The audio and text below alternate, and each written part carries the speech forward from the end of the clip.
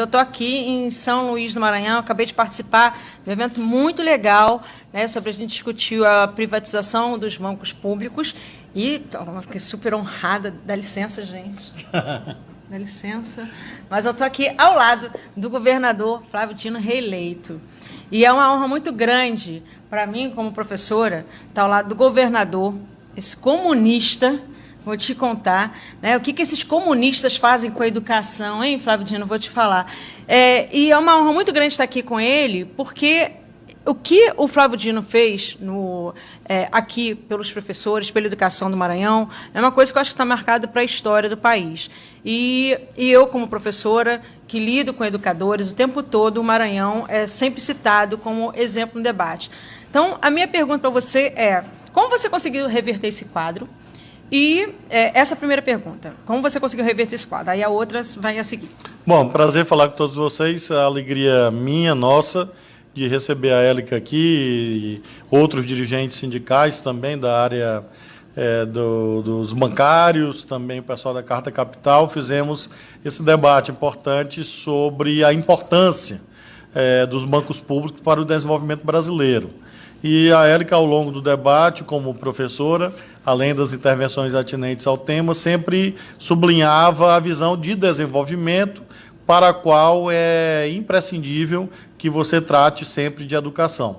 Foi essa coerência que nós buscamos nesse primeiro mandato que nós exercemos entre essa crença e as ações, ou seja, nós, de fato, acreditamos que não existe desenvolvimento verdadeiro sem justiça social, sem igualdade de direitos, de chances de oportunidades, e a escola não é a educação assim apenas como algo abstrato, né? Claro que a política educacional, mas a política educacional aí abrangendo o espaço escolar, o núcleo, a base fundamental para que você consiga impulsionar processos virtuosos no sentido da transformação social. Então, nós priorizamos na alocação de recursos, seja naqueles oriundos do Tesouro Estadual, seja aqueles oriundos de operações de crédito também, para nós investirmos fortemente na qualificação do espaço escolar.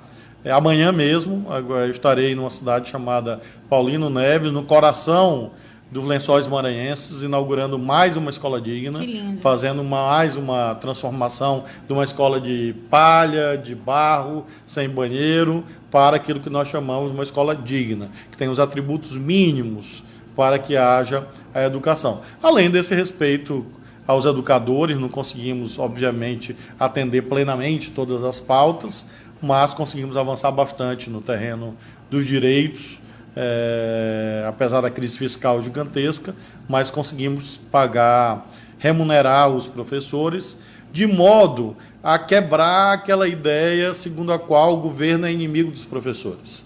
Hoje nós temos uma relação, obviamente, entre diferentes, mas uma relação em que a gente procura trabalhar de mãos dadas no espaço escolar, professores, o governo, estudantes, os pais, para elevar os indicadores educacionais do Maranhão. Muito bem, e é assim, interessante falar que quando a gente fala em melhoria da educação, a gente não está falando só em melhoria de salários dos professores, é claro que isso é fundamental, mas como o Flávio Dino colocou aqui, é uma melhoria da infraestrutura toda, a gente tem que ter condições, os alunos têm condição, tem que ter orgulho de estar numa escola, numa sala limpa, com banheiro, tudo funcionando, com psicólogo, com pedagogo, tudo isso é muito importante. Eu queria até te mostrar, Élica, não sei se vai dar para a gente mostrar ali, mas essa é a escola de amanhã, essa aqui é a escola atual, a existente, esse aqui é entre aspas, o banheiro, e essa aqui é a nova escola, nova estrutura e tal. O que ele está me mostrando aqui. Essa escola vai ser inaugurada amanhã, não sei se é possível. É uma escola, de fato, sem infraestrutura nenhuma, aparentemente, de palha, e a outra com tudo certinho. Isso são as condições mínimas que a gente precisa ter. Isso é uma comunidade no município de Paulino Neves. Eu vou estar lá amanhã, 9 horas da manhã. Muito bem. Qual o salário do professor? Eu sei, mas vamos lá, vamos repetir isso sempre. O professor de 40 horas, ele começa com R$ 5.640, né? O de 40 horas. E aí, claro, tem as progressões, as titulações. O de 20 horas é metade disso, de modo que mesmo o professor de 20 horas, no nosso estado, ganha acima do piso. Muito né? bem. E o de 40 horas ganha 2,5 vezes o que é o estabelecido como piso. Muito bem, é considerado o maior salário. Segundo o site da CNTE, é o maior salário. Sempre eu digo é um dos maiores, né? Porque às vezes tem uma nuancezinha aqui, outra ali, mas é um dos maiores. Ano passado, no site da CNTE, estava como o maior. Eu não vi ainda esse ano, mas eu acredito que continue a ser o maior. Pois é, existe uma lenda aí falando que uma caça aí aos comunistas e eu gosto muito de quando eu menciono o Flávio Dino em qualquer coisa que eu coloco na rede social, eu falo assim, olha aí o que os comunistas estão fazendo com a educação do Brasil. E assim, para finalizar, para não tomar muito seu tempo, já agradecendo aí você ter tirado esse tempinho para falar aqui com a gente, com essa galera aí que me segue, é o seguinte, a gente está vendo um governo hoje, aqui uma presidência que a gente está vendo o que está fazendo, como está enxergando os professores. E está todo mundo meio desesperado com isso. É como a pergunta, como reverter a educação. Como reverter esse quadro, né? Principalmente o quadro da educação também. E aí você vem aqui no governo do Maranhão, que é uma oligarquia de muitos anos, e você vem, derruba essa oligarquia e ainda é reeleito. Ou seja, eu acho que você tem muito a falar, a nos ensinar, talvez nos dar esperança, que já está começando a ficar pequenininha, sobre como a gente pode reverter esse quadro. E mostrar também, né, só reforçando aqui, antes de finalizar, que tudo é vontade política. Você vê, né, Flávio Dino chegou aqui, pegou os professores, pegou escolas, como a gente mostrou aqui, escolas sem condição nenhuma, e reverter esse quadro. Tudo é uma vontade política. Quando a gente fica atento ao povo, aos professores, quando a gente entende o que é investir em educação, a gente consegue exatamente fazer o desenvolvimento de um Estado e desenvolvimento de um país. E aí, Flávio Dino, meu querido Flávio Dino, uma honra estar aqui. Me responda, dê esperança para mim. Como, com a sua experiência aqui no Maranhão, será que a gente consegue reverter esse quadro que a gente está hoje no Brasil?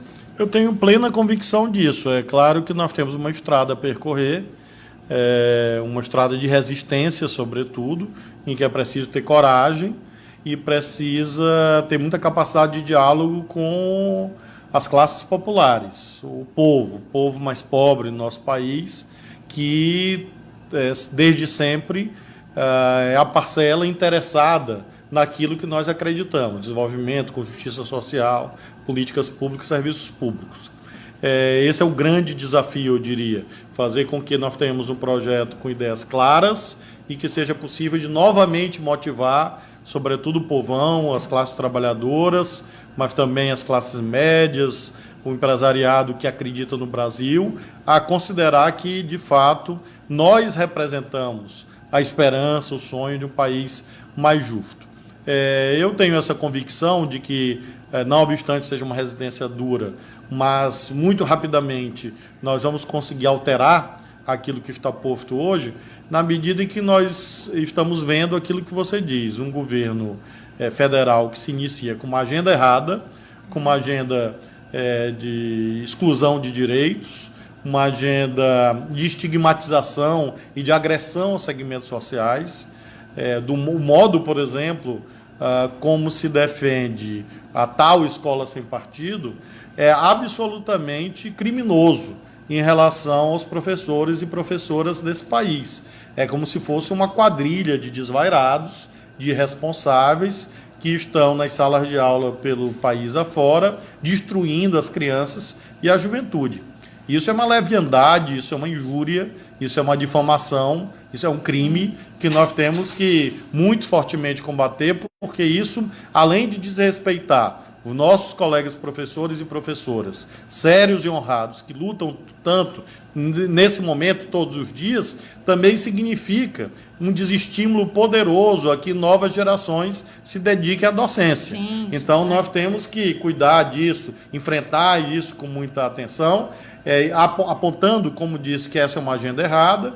E o segundo fator pelo qual eu acredito que a correlação de forças se altera é que, mesmo na implementação dessa agenda equivocada, nós vemos um governo muito atabalhoado, muito atrapalhado, com muitas idas e vindas, zigue-zagues, aparentemente sem ter muito capacidade de implementação concreta dos seus slogans, transformar os slogans em projetos, transformar os projetos em coisas viáveis para serem efetivamente aprovadas. De modo que eu acho que o bicho não é tão feio quanto parece. Você não deve minimizar esse ideário fascista, o ideário autoritário, o ideário violento, porque produz danos, sim, não há dúvida, mas você não deve se desesperar. O desespero até etimologicamente, a negação da esperança.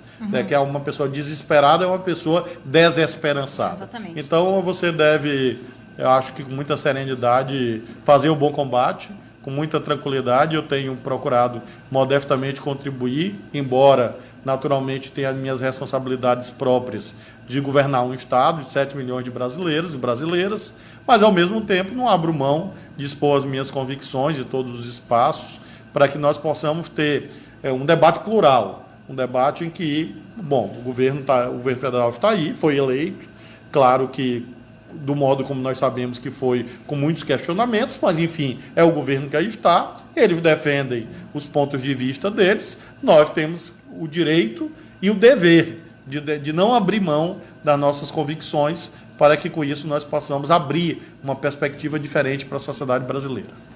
Muito bem. Vou terminar aqui, então, para não me alongar mais. Mais uma vez colocando aqui... olha, vou até chegar aqui nessa cadeira, porque é muito bom estar ao lado de quem valoriza professor. Viu? A gente apanha tanto... E sou professor. É mesmo? Da Professor Universidade Federal do Maranhão, Direito Constitucional. Nossa, que desde lindo. 1993. Nossa, que Tu legal. não tinha nascido ainda. Você... Eu já era professor. Sou professor da Universidade Federal. E ele ainda é simpático, ele falou que eu pareço mais jovem, né? Não, eu sou verdadeiro, não é simpatia, é verdade. E ele falou que esperava também uma pessoa um pouco mais alta, mas não vamos falar sobre isso agora. Mas é muito bom estar ao lado de quem valoriza professor, valoriza a docência, que é uma profissão tão bacana, tão bonita, e que a gente está sendo tão massacrado, né? E com muito carinho, com muita honra que eu me despeço aqui. Queria compartilhar um pouquinho de esclavudina aqui com vocês, que é uma delícia mesmo estar aqui, é um conforto Prazer. muito grande. E falar que o Maranhão é lindo e que eu quero voltar mais vezes. E te Ótimo. parabenizar por tudo, entendeu? Pelo combate aí, que você está firme e forte, e a gente tem muito orgulho. de Convidar você, Érica, e todos os internautas a visitarem o Maranhão pelos aspectos políticos, não há dúvida, mas também para conhecerem mais um pouco da cultura do Maranhão, da natureza do Maranhão, do povo do Maranhão. É uma alegria receber a todos vocês. É maravilhoso aqui. Falou, gente. Beijo. Tchau.